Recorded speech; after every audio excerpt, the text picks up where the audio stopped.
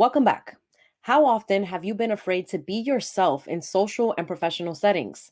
Our next guest created a platform to redefine professionalism by empowering authenticity within Latinx communities. Joining us now to share more is Pabel Martinez, founder and CEO of Plurawl. Welcome, Pabel. Thank you so much for joining us today. Thanks for having me. Claro. So for those who don't know, I gave a little bit of, background of Plurawl, but can you tell us about it and your mission? Yeah, so Plural is a lifestyle brand. As you mentioned, our mission is to redefine professionalism for Latino, Latina, Latinx communities because the research shows that 3 out of 4 of us in professional settings suppress parts of our identity, whether it's how we Mm. speak, how we show up, so many different facets of our identity. And I think it really boils down to we have been trained to believe, we have been taught that so many parts of our identity are unprofessional. So I'm trying to change that. That is very true. And, thank you for sharing that.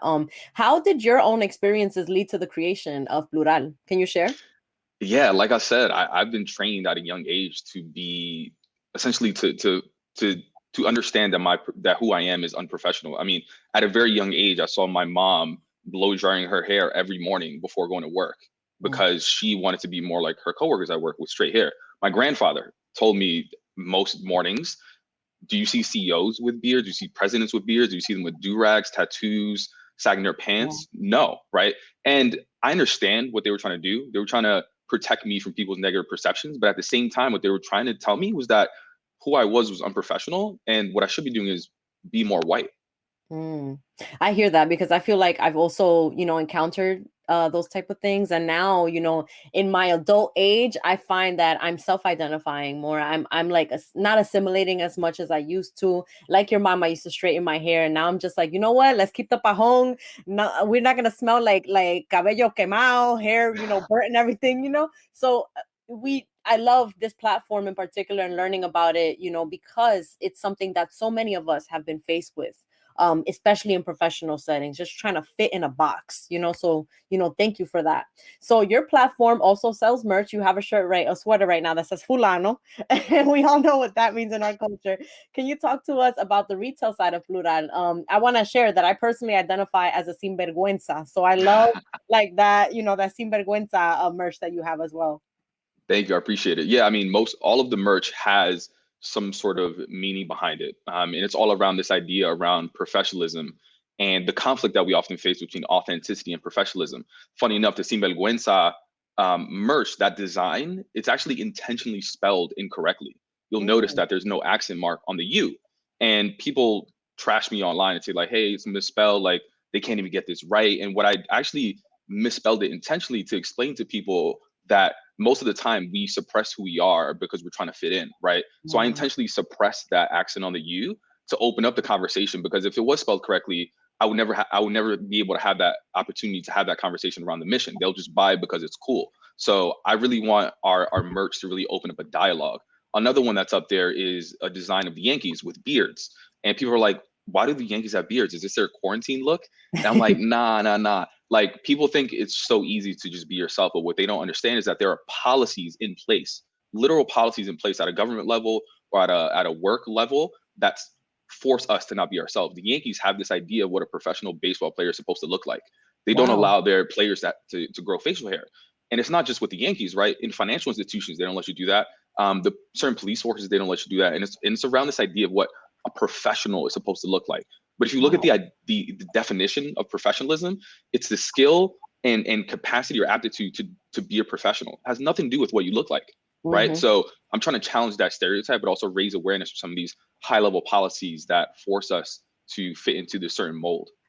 Wow, so I didn't know about the Yankees thing. And when they pick up a lot of these young players, these hopefuls from DR sometimes, often, right? Because our culture has so many amazing athletes when it comes to baseball. They see them with their beards, they see them in their natural selves, and they try to just like assimilate. They try to like condense them into this box. So that's very interesting. I didn't know about that.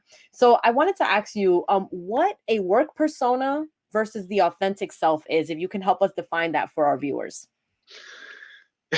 Yeah. It's comical, but also really sad because I'd say like my most authentic self is when I don't feel the need to censor myself. Mm. And when I like my work persona is I've gone to the extent of assigning myself homework on the weekends to, instead of listening to Bad Bunny or Jay-Z or watching Insecure, I would force myself to listen to Bruce Springsteen or watch like 3, 4 seasons of Riverdale, just to be able to go into work on Monday. And when someone asked me what I do that weekend, I would have something relatable to say. Wow. Because how you advance in corporate America, at some level, we all have the same skill set, but how you really advance is building relationships with senior leaders. Yeah. So at the very least, like, I just wanted to be accepted in a tech industry, which for the most part isn't that diverse. Probably like 5% Latino, Latina, another 5% Black. So I was a chocolate chip in this sort of glass of milk, if you will, right? So I wanted to be accepted so that I can continue moving up in corporate America, because when I was my authentic self, I would receive microaggressions and racism. Mm-hmm. You know, I didn't hear senior leaders talking about smoking hookah and bottle popping on the weekends, but there's nothing illegal about it. But I would feel ashamed for certain activities that are just culturally representative. Yet these are the same people that go to music festivals and Burning Man and talk openly about popping Molly. So I don't see the difference in it, where one is actually, well, actually one is illegal, and what I did is just legal, having fun. That is a fact. And a lot of the times the way we speak is often judged, you know, like the way we talk and the way we represent ourselves in these settings. I've often seen like people question like the way I say things, because, you know, at the end of the day, we're bilingual. It's a skill, you know, so we sometimes we put in the little accent every now and then, and that's okay. You know, I don't want people to think, especially the youth, to think that anything is wrong with the way that they speak and the way that they identify and represent themselves. So what is your take on the importance of diversity and inclusivity in the workplace, and how can a company get it right? Yeah, I think companies need to start it early. You see a lot of companies after they make it big and reach a certain amount of revenue, that's when they start looking back and say, we need to fix things. Like, Mm-hmm. rather than fix things, I think they need to start early. But I think most importantly is that companies need to stop looking at diversity as a social good and look at it as a business imperative. Mm. It is instrumental to companies' success to hire diverse talent. They Yeah. make the best products. There's so many studies on it driving better performance. Yeah. Let me find out that Plural is going to be a consulting firm for these companies at some point. So what message would you give someone who is struggling with being themselves in a social setting, whether that be working, dating, in friendships, etc.? If you know a youth person, somebody young is listening now, or anyone who's just having issues with that is Yeah, listening. I'd say that everyone has a different definition of authenticity, and it's really Mhm. important for you to find your definition and what authentic version of yourself you want to portray. And I want people to know that you don't have to do it alone. Um, I'd say the one of the best resources that I had that helped me get to where I wanted to be, um, was therapy. Mm. I've been in therapy for like 4 years now, and it really helped me understand like so many little um, situations that happened when I was younger that really helped shape who I am now. But it also helped me communicate my emotions, and that's something that isn't necessarily seen as like a strength in our community. But I've been put in situations where I was labeled as aggressive at work, where I raised my voice in a certain manner, and I had this really interesting conversation with my therapist, and where she was like, "Were you being loud in that situation?" And she was like, and I was like, "You know what? I probably was." And she was like, Mhm. "That's okay. You know, people that are loud, that's typically the voice of the unheard, right?" Mm. I could have easily avoided that situation, and I could have said, "Hey, teammates or whatever, like, I feel unheard. I would prefer if you all hear me out and take my opinion into consideration, X, Y, and Z." But I feel like we get labeled as aggressive before we can get to the point where we can communicate our emotions and communicate who we want to be seen as for our authentic selves. Most people don't get to that point. They just get to those negative sort of microaggression, racism situations. Right. And you know, often the difference between aggression and assertiveness is not defined at work, you know. We just get labeled that and that's it. So you do have a podcast where you talk about many of these things. It's called Quien tú eres. What types of topics have you covered on the podcast, and how can people listen to it? Yeah, the podcast is available wherever you listen to podcasts, whether it be Spotify, Apple, etc. Again, our mission is to redefine professionalism, and what we do is we really tell stories that go untold around how people in our community navigate authenticity versus professionalism. And when you think about these stories, they really do go untold. When they are told, they Mhm. typically go anonymous. So I was very intentional about people on my podcast being able to put a face to these stories and also a name to these stories. Because when we think about a lot of these stories told about microaggressions and racism and all of these certain experiences at work, they're told anonymously on platforms like Glassdoor, right? So I wanted to be intentional because when I told people my experience, they thought it was just me. They were like, this will never happen to other people, right? I was like, no, like this is a big problem. Yeah.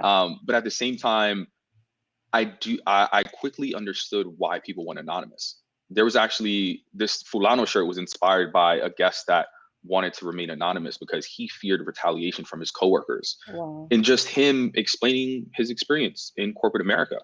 And he just decided to remain anonymous. I honored that fact, but it wasn't something that I thought I would have to deal with going into it. I thought it would just be our personal experiences. But then I quickly realized how fearful we are to talk about some of these because we don't know how our coworkers are going to react. So when you think about diversity, yes, that's one part of the equation, but diversity while inclusion is just a waste of time.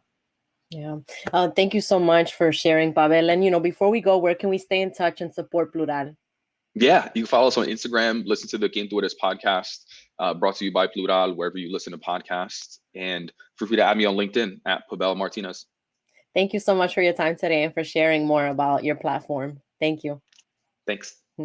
Pabel Martinez is the founder and CEO of Plurawl. Again, you can visit plurawl.com. Is it .com? Mm-hmm.